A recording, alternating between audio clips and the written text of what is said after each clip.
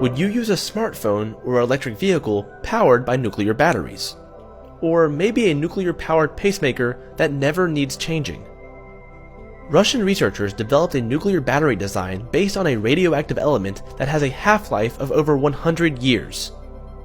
This means that any device having this nuclear battery won't need recharging for over a century. And that's not all. This battery produces 10 times the power of a traditional chemical cell. For people who use smartphones and other smart devices 24/7 and are tired of constant recharging, this might be good news. And let's be honest, that's most of us.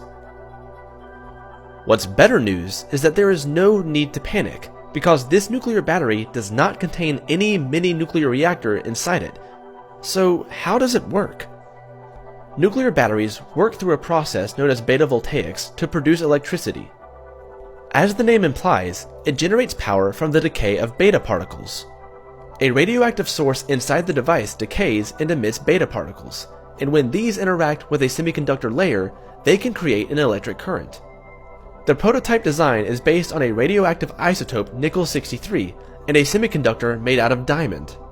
The nickel-63 isotope fires high-speed electrons into nickel foil, generating electricity.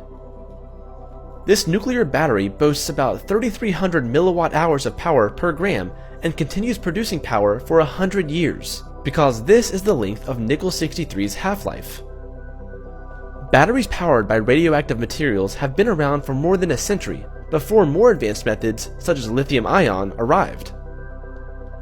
Previously, researchers developed a nuclear battery that used a radioactive isotope strontium-90 that splits water molecules to produce electricity, and the nanotritium battery with a 20-year lifetime.